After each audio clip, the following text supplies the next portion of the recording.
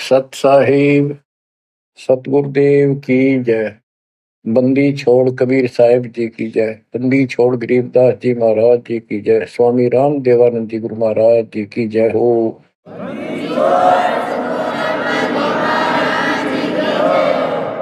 सर्व संतों की जय, सर्व भक्तों की जय, धर्मी पुरुषों की जय। श्री काशी धाम की जय, श्री सुब्राणी धाम की जय, श्री क्रोथा धाम की जय, श्री बरवाड़ा धाम की जय। सत साहिब जय जय सतगुरु मेरे की जय जय सतगुरु मेरे की। सदा साहेबी सुख से बसियो अमरपुरी के डेरे की। जय जय सतगुरु मेरे की जय जय सतगुरु मेरे की। सदा साहेबी सुख से बसियो सत्यलोक के डेरे की। सदा साहेबी सुख से बसियो सत्यलोक के डेरे की। निर्विकार निर्भय तू ही और सकल बेमान। जी साधो और सकल बेमान। सब पर तेरी साहिबी सब पर तेरी साहिबी। तुझ पर साहिब ना निर्विकार निर्भय। बच्चों, परमपिता परमात्मा कबीर जी की असीम रजा से आज आप अपने घर की जानकारी प्राप्त कर पाए हो। ये सामान्य बात नहीं है जो दास आपको बता रहा है, क्योंकि आपने कभी सुनी नहीं थी। ये बातें कहीं स्वप्न भी नहीं था कि ऐसा भी कुछ है। जब तक इस गंदे लोक में हम जिसको सुख मान रहे हैं, हम आखिरी दुख मानते हैं मृत्यु को, या फिर उस रोग को जो जानलेवा है। बस उसके बाद कितना कष्ट आ जाओ हम उसको दुख नहीं मानते, क्योंकि हम अभ्यस्त हो गए। इस कष्ट को झेलन की आदत बन गई। टांग कट जा, हाथ कट जा, टूट जा, फिर भी हम जीने की आशा करते हैं। और बात भी सही है, वे क्यों तो जन्म हुआ था, फिर मृत्यु क्यों हो रही है। हम और सब कष्ट को स्वीकार करने के तैयार हैं, लेकिन मौत अच्छी ना लगती।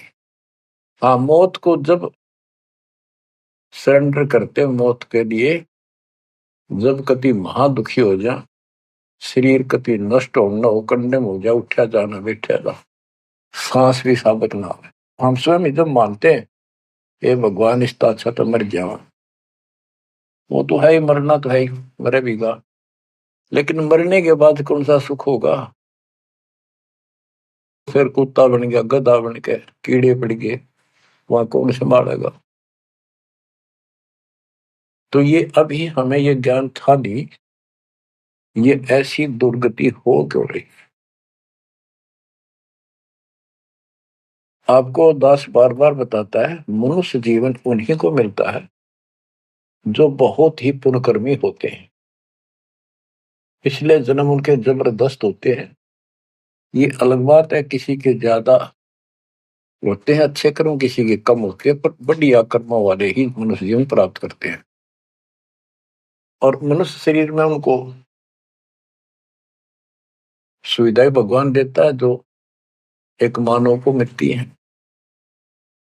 जिनके पास पैसे ज्यादा हैं वो ज्यादा बकवास करते हैं। कार ले ले, कोठी बन गई, और भी कोई 10-5 प्लाट खरीद ले, यानी भक्ति की तरफ नहीं जा सकते बाबा। या जो कति दुखी है हैंड टू माउथ है, यानी समय पर रोटी ना मिलती, वो भगवान के लिए जागा कहाँ। उसको सारा दिन रोजगार की समस्या समस्या पर समस्या रहती है। तो कहने का भाव ये है कि जब तक हम थोड़े बहुत सुखी नजर आते हैं, जिस गंदे सुख को सुख मान रहे, तब तक हमें भगवान की कभी जरूरत नहीं। ये तो ये ज्ञान हो या फिर कष्ट आना शुरू होता जब भगवान याद आता, उसके लिए परमात्मा कहते हैं कबीर साहब, कबीर दुख में सुमन सब करें सुख में करे न कोई, और जय सुख में सुमन कर ले तो दुख का एक हुआ। कबीर सुख में सुमन किया नहीं दुख में करते याद, कहे कबीरता दास की कौन सुने फरियाद। सुख में तो करा नहीं, जब कैर टूटने लग गया चारों तरफ से, कैंसर डिक्लेयर होगी, सांस साबित नहीं आंदा, कई कर्म हीनता फिर भी नहीं मानते कि नाम ले लो और भक्ति कर लो, गला ना देखी जाएगी। उनके इतने कर्म कमजोर होते हैं, संस्कार माड़े होते हैं, खराब होते हैं। थोड़े बहुत कष्ट होकर भी यदि परमात्मा की तरफ लग पड़े, चल पड़े, उसका नाम ले ले, तो भी सहारा देना शुरू कर देता था। बड़ा दयालु है। अब भक्ति से सब दूर हो चुके हैं, और जो करते हैं वो पिछले संस्कारी हैं, उनको रास्ता ठीक नहीं मिलता, वो शास्त्र विधि त्याग कर मनमाना आचरण करने पर लगे हुए हैं। कोई बेचारे पहाड़ों पर जाते हैं, कोई तीर्थों पर जाते हैं, कोई पर भी लेने जाते हैं, कोई मंदिर में, कोई मस्जिद में, और कोई मंडी बना रखी वहां मत्था टेकने जाते हैं।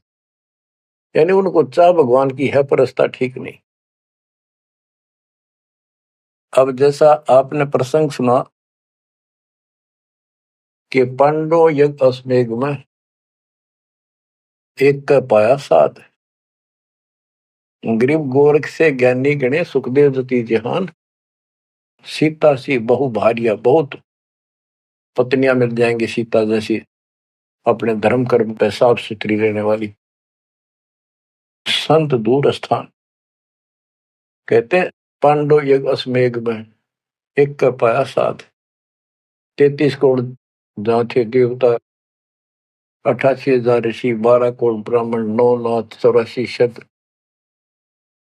उनमें एक का संत मिला, वाल्मीकि सुदर्शन जी। उसका कारण क्या था? उनकी साधना शास्त्र वेद है, गीता विरुद्ध है। तो बच्चों, शास्त्र विरुद्ध साधना करने से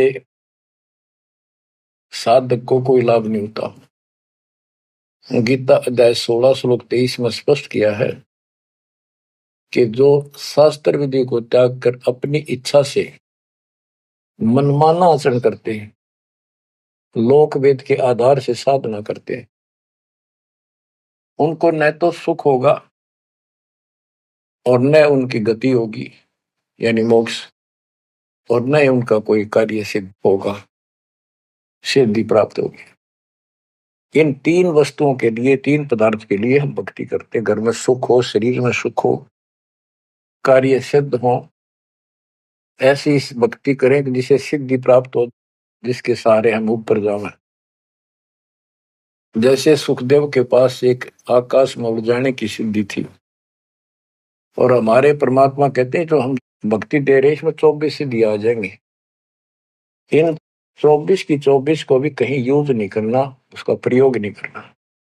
ये उनमें एक सिद्धि आकाश से उड़ जाने की भी होगी। एक सिद्धि आकाश से उड़ जाई, एक सिद्धि जल पैर न लाई, एक सिद्धि कुछ खावे न पीवे, एक सिद्धि जो बहुत जीवे। ये कई कई दिन नहीं खाते पीते तो वो एक सिद्धि होती है। गरीबदास जी कहते 24 को ना मन चावे सो हंसा सतलोक सदावे। तो कहने का भाव ये है कि ये सब शास्त्र विरुद्ध साधना करने वाले हैं, और अमीन जबरदस्त महात्मा मानना थे। ये ऊपर का दिखावा ऐसा गजब का करते हैं, सामान्य व्यक्ति को क्या पता आपको भी पता नहीं था इस ज्ञान के सुनने से पहले, ये साधु हमने भगवान दिखाई देते और माथा टेका थे, इन्हें प्रणाम किया करते, इनको खूब दान भी देते थे। ये पता चला ये तो जड़े डोहा थे। गरीब डंब करे डूंगर चढ़े, अंतर जीनी जूल, जग जाना ये बंदगी करे, ये वो वसूल।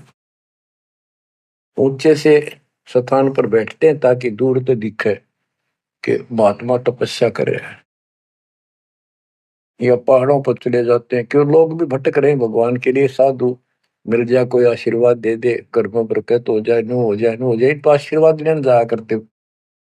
और वो जंगलों में साधुओं ने ढूंढा करते, तो वो छोटा मोटा आशीर्वाद दे भी देंगे, थोड़ी बहुत राहत मिल भी गई तो मोक्ष तैनो का नो रह गया। गरीब डंब करे डूंगर चढ़े, अंतर जीनी झूल, जग जाने बंदगी करे, भक्ति करे, ये वो असूल वो। बच्चों, आपको बताया है जो दास एक भी शब्द बोलता है ये अपनी तरफ से नहीं, ये गॉड गिवन है। और परमात्मा ने किसको दिया? अपनी प्यारी आत्मा संत गरीबदास जी को दिया। उनके द्वारा अमर ज्ञान लिखवाया गया है, वो आपको सुना रहा है दास। रग यजु है श्याम अथर्व, ये चारों वेद चतुभंगी रे, सूक्ष्म वेद बाचे साहिब का, सोहंसा सतसंगी रे।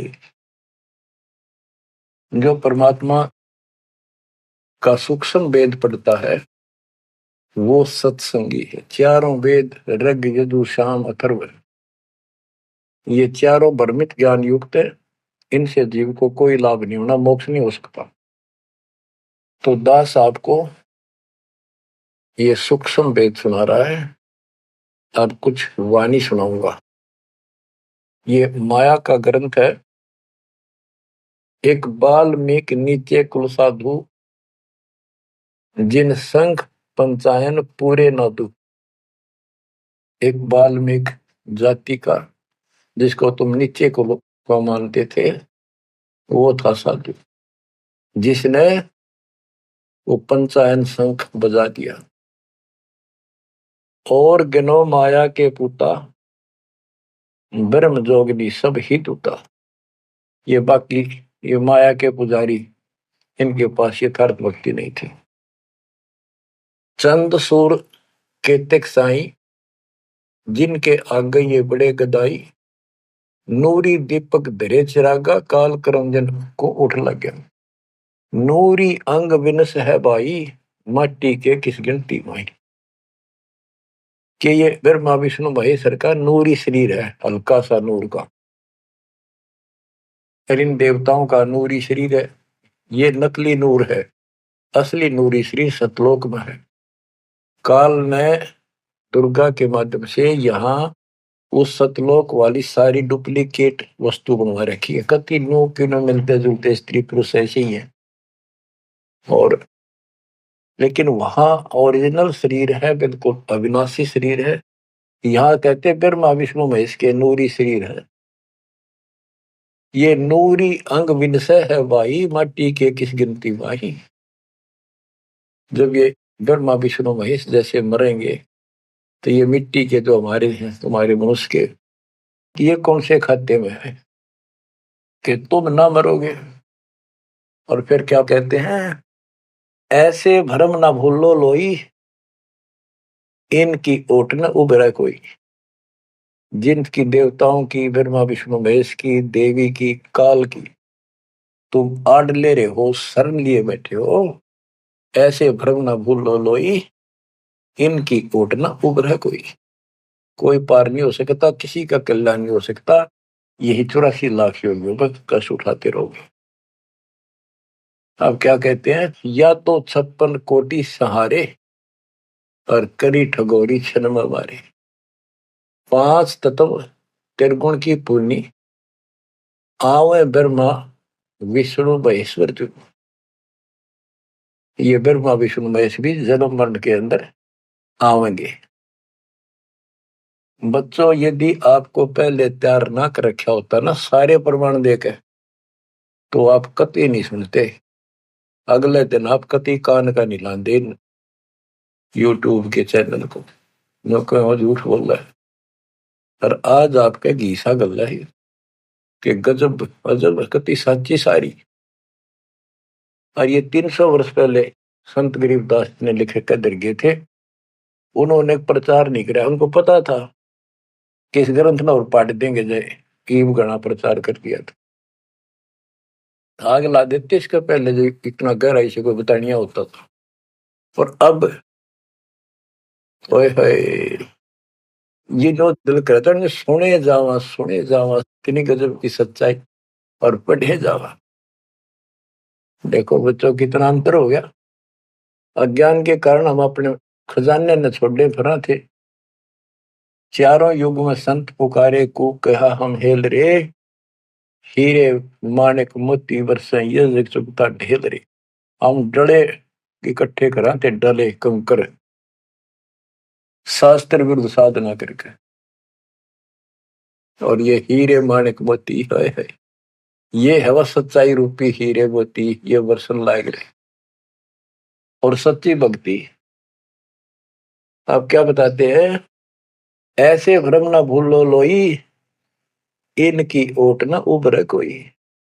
यादो 56 कोटि सहारे, करी ठगोरी छन में मारे। अब सुनो, यादो 56 कोटि सहारे, करी ठगोरी छन में मारे।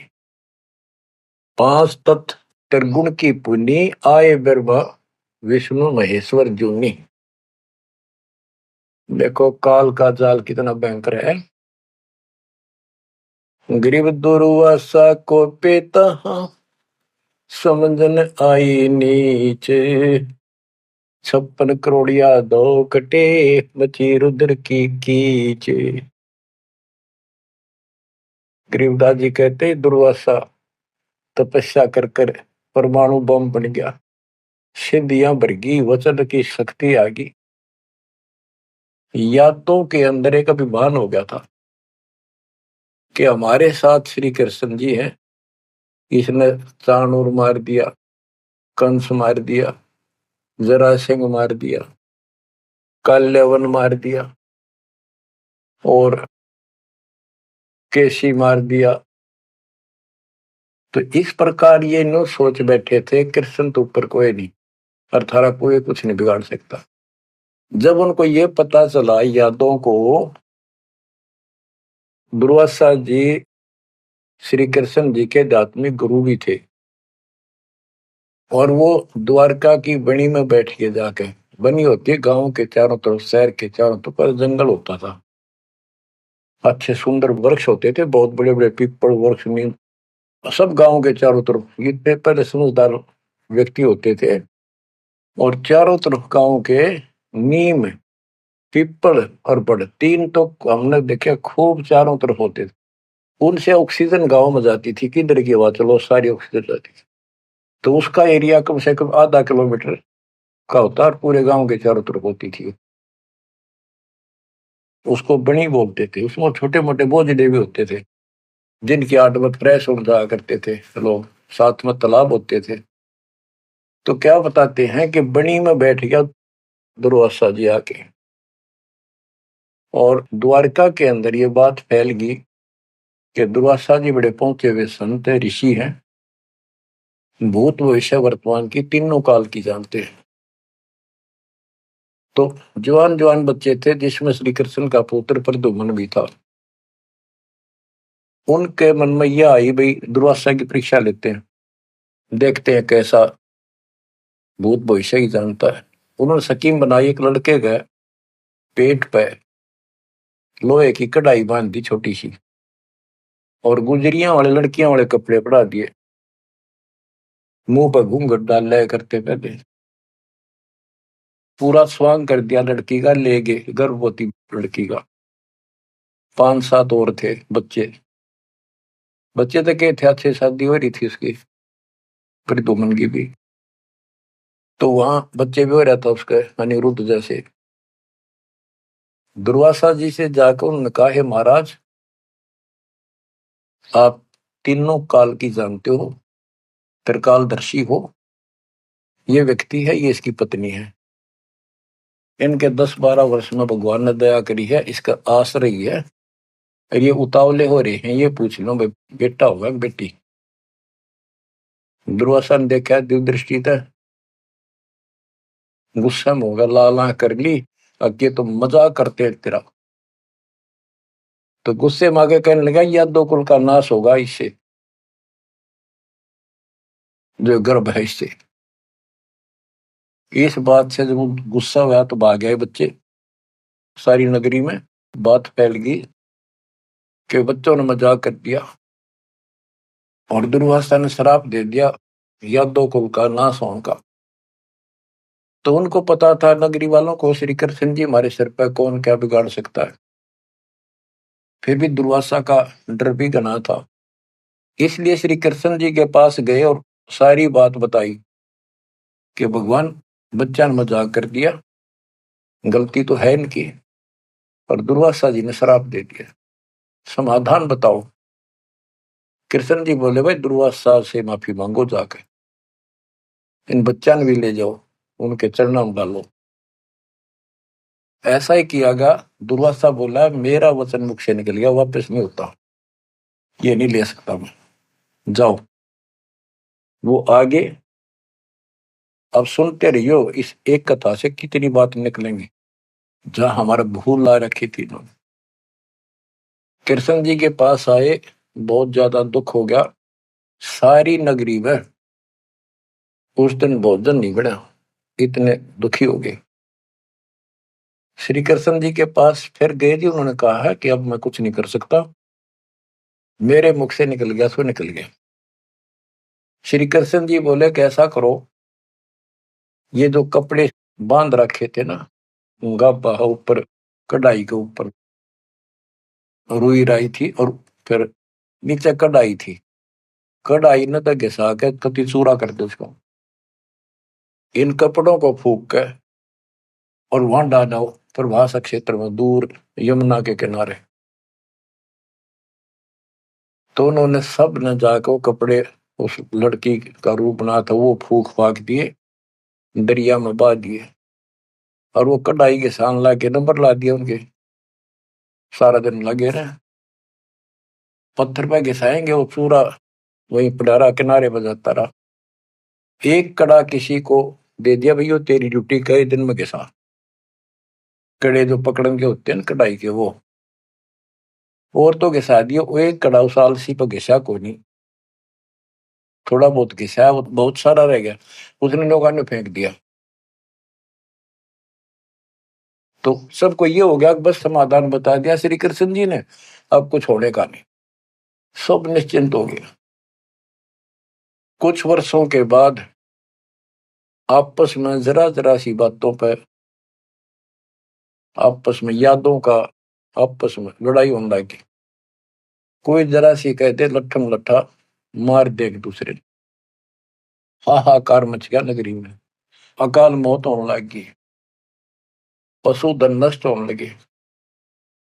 तो नगरी के व्यक्ति फिर गए श्री कृष्ण जी के पास कि हे भगवान, ऐसा कौन सा पाप उगड़ गया इस नगरी का, किसी ने किसी की बातें नहीं सुहाती, जरा सा बोलते हैं लट्ठम लट्ठा हो जाए, मार डाले, अकाल मृत्यु होने लग रही है। कुछ दया करो, रक्षा करो, कारण बताओ, कुछ समाधान बताओ, हमको धर्म पुण्य कहो, वो कर देंगे। श्री कृष्ण जी बोला, भाई जो दुर्वासा ने श्राप दिया है ना, अब वो फल गया, उसके कारण ये सब कष्ट आ रहे। तो नगरी के लोग बोले, जी कोई समाधान बताओ, आप तो मालिक हो, सारी सृष्टि के रचने वाले हो, आप तो सब कुछ कर सकते हो। कृष्ण जी बोले, ऐसा करो, सारे नर यादव, छोटे छोटे बच्चे, नवजात लड़का भी हो ना, नर, ओनली मेल, सबको ले जाओ प्रभास क्षेत्र में, यमुना में स्नान करो। स्नान करने से तुम्हारा ये दुर्वासा वाला श्राप खत्म हो जाएगा। तो सब ने वह बात माननी थी क्योंकि गुरु थे वो और भगवान मान रखे थे। सब नवजात शिशु उस दिन भी जन्म हुआ था उस लड़के को मिलेगी और वहां जाके स्नान करने लग गए। नगरी में कवा सुनी सबकी हो रही थी, आंख बड़ा थी एक दूसरे की। और जो कढ़ाई का चूर्ण, लोहे का चूर्ण बना के डाला था, उसके एक घास उग गया तीखे पत्तों वाला, जैसे डाब होती है कुछ उस कुसा जैसा, लंबा लंबा पठेरा सा सर जैसे, और इतने तीखे जैसे हम कई बार खेतों में ईख होता ना, ईख के पत्ते बहुत तीखे होते हैं, जरा सी सावधानी ना बरते तो हाथ में काट देते, हुए उंगली में पूरा निशान बना देते थे। और वो तो फिर दुर्वासा के श्राप के थे। वहां पर उस सरकंडन पाड़े सर ने और एक दूसरे का मारो, वो तलवार का काम करे, गर्दन कटके नारी पड़ जाए। वो 56 करोड़ यादव आपस में कटके मर गए, थोड़े बहुत बचे। फिर कृष्ण जी को पता चला जी सारे कटके मर गए, आप तो को श्राप खत्म हो जाएगा, ही सारा कुल नष्ट हो गया वहां तो। विष्णु पुराण में लिखा है श्री कृष्ण जी गए और उन मूसल पाड़ के हुए, उसने भी रहे थे यादव खुद मार दिए, काट दिए सबको, अकेला बच गया। और फिर जाके एक पेड़ के नीचे बैठ गया। अब वो श्री कृष्ण ने नहीं मारे, उसमें काल बड़के मारे। जिसकी पूजा करें, जिसका पुत्र था उससे का नाश कर दिया। फिर क्या बताते हैं, जो बाली मारा था श्री रामचंद्र जी ने एक वृक्ष की ओट लेकर, बाली को मार के सुग्रीव को राज दिया। सुग्रीव ने फिर रामचंद्र जी की हेल्प करी लंका पर युद्ध करने के लिए। वो बाली उसने मारा था धोखा करके, आमने सामने श्री रामचंद्र जी लड़ नहीं सका, उसमें इतनी ताकत थी, 50% पावर खींच लेता था बाली। इसलिए वृक्ष की ओट लेकर सुग्रीव ने बता दिया उसके भाई ने, वृक्ष की ओट लेकर मार सकते हो, वैसे नहीं सामने ना आना। वृक्ष की ओट लेकर थोड़ा सा मुंह काटा, तीर ठोक दे। जब 7-8 तीर मारे जब वो मरा था। फिर बाली ने कहा था जी आपने बहुत बड़ी गलती कर दी, आपका मेरा के रोला था, हमारा भाई भाइयों का झगड़ा था और फिर लड़ना था, सूरवीर थे आमने सामने आते, आपको पाप लगा, आपने बदला देना होगा। तो रामचंद्र जी ने बताते हैं कहा कि मैं तेरा बदला दूंगा। श्री कृष्ण रूप में श्री राम जन्मे और वो ये बाली एक बालिया नाम का शिकारी बना। अब क्या था, वो जो एक कड़ा बच्चा था पूरा घिसा नहीं, वो एक मछली ने खा लिया, कोई खाद्य पदार्थ समझ गया, वस्तु समझ गया, और वह मछली पकड़ ली उसने, उस शिकारी ने, बालिए ने। उसने जब वह काटी मछली तो उसमें तो चपकीली धातु निकली। वो ले गया सुनार के पास, उसने सोची कोई चांदी दिखा है। सुनार बोला लोहा बहुत गजब का है, चांदी नहीं है। लोहार के पास ले गया, लोहार से कहा कि इसका यू तीर बना दे मेरा, जहर में बुझा के, तो इसको विशेष रखूंगा, अलग से कोई भयंकर जानवर आ गया, शेर शार, तो उसको मार दूंगा अपने जीवन रक्षा के लिए। तो उसने वो तीर बनवा लिया उस कड़े का, जहर में बुझवा कर पॉइजन युक्त करवा लिया। वो बालिया नाम का शिकारी सारे दिन से भटक रहा था, उसको शिकार नहीं मिला। और श्री कृष्ण जी वृक्ष के नीचे लेटे हुए थे और उसने अपने एक घुटने पर दूसरा पैर रखा था, तलवार सामने दिखाई देता, उसमें पद्म था और पद्म चमक रहा था, खूब उसकी रोशनी होती है पद्म की, जैसे 100 वाट का बल्ब हो।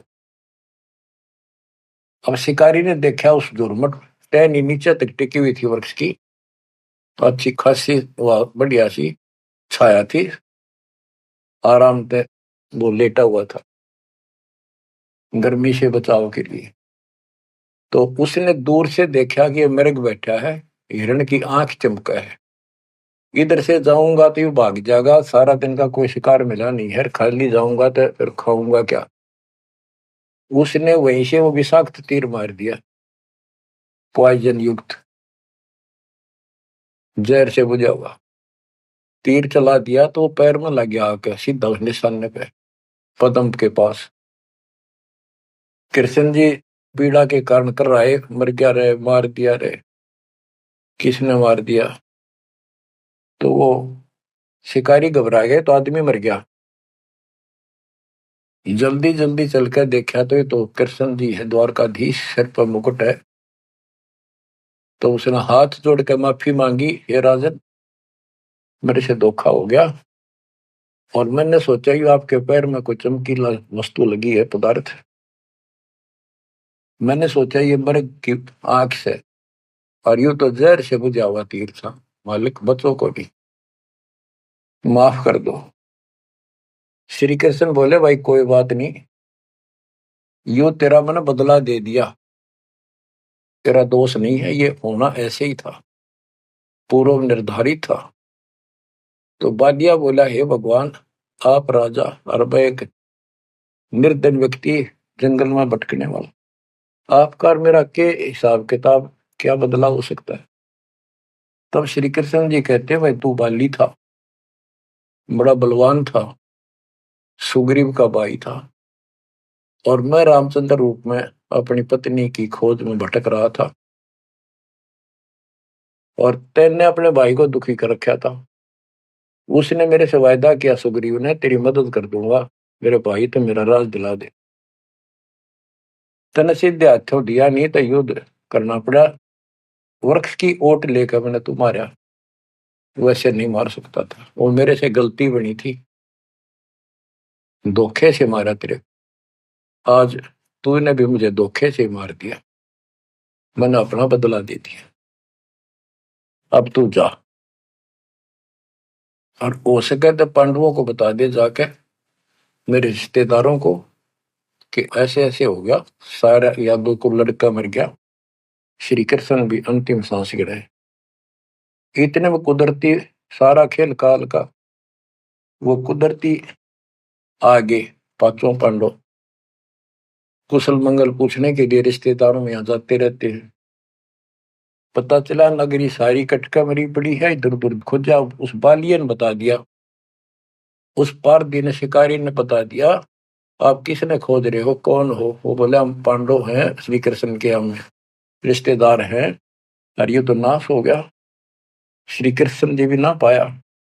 उसने बता दिया, ऐसे उस वृक्ष के नीचे पड़ा है वो, अपनी ना बताई गलती के, देखो कितने नौका कहो तो खिस गया, वो वहां आ गए। तो श्री कृष्ण जी से उन्होंने पूछा, जी क्या कारण हो गया? तक वही ऐसे ऐसे बच्चा ने मजाक कर दिया था, दुर्वासा ने श्राप दे दिया, या तो होनहार थी और होनी थी।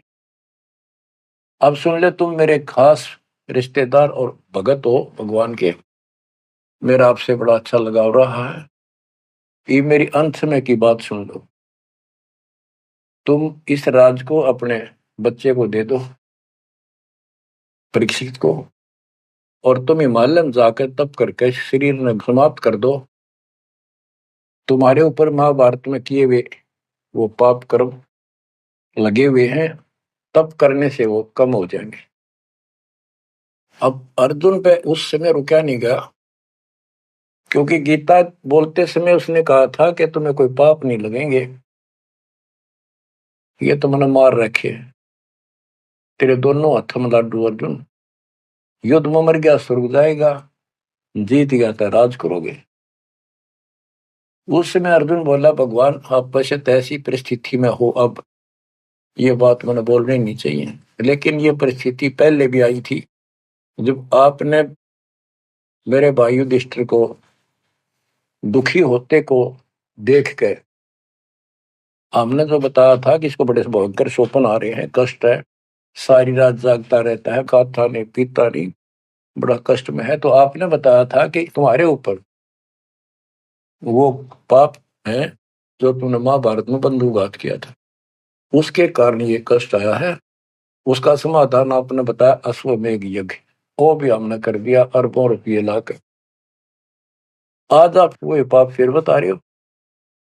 हे भगवान, जब क्या कह रहे थे, जब गीता सुनाओ थे। मैं मना करूं था युद्ध नहीं करूं, मतलब मांग कर खा लेंगे, लेकिन आपने मेरे को टिकट नहीं दिया। ऐसा भयंकर रूप दिखाया, मैं डर गया। मैंने सोच लिया था जो युद्ध ना करूंगा तो यूं मारेगा। एक बार और दिखा दिया ऐसा भयंकर शरीर, मेरा तो वैसे हार्ट अटैक हो जाएगा। इस कारण से मैंने युद्ध करना स्वीकार कर लिया। हे भगवान, आपको हो हिमालय चले जाओ, राज छोड़ जाओ, ये कोई सा भी लाडू हाथ में कोई नहीं, ना युद्ध में मरे और ना राज रहा। ऐसा धोखा आपने कराया क्यों? आप तो हमारे खास थे, रिश्तेदार थे, सारा कुछ हो। तब कृष्ण कहता, भाई मुझे नहीं पता वो क्या हो यार, क्या नहीं यार, मैंने क्या कहा था, अब मुझे कोई याद नहीं, इस स्थिति में नहीं हूं मैं। युधिष्ठिर बोला, अर्जुन इस समय ये बात ना करें। हो लिया जो हमारे भाग में था, हो गया। श्री कृष्ण बोला, या कोई नर या दो नहीं बचा है, लेडीज हैं केवल, इनको ले जाओ, इनकी रक्षा करो, अपने साथ ले जाओ वहां पर, या इनको जंगली लोग दुखी करेंगे, इनकी इज्जत लूटेंगे, ले जाना। और मेरे शरीर को फूक के बॉक्स में डाल दियो, बॉक्स में लकड़ी के में। तो उन्होंने ऐसा किया, फूक के बॉक्स में डाल दिया, उसको दरिया में बहा दियो। तो बच्चों ऐसा ही किया गया।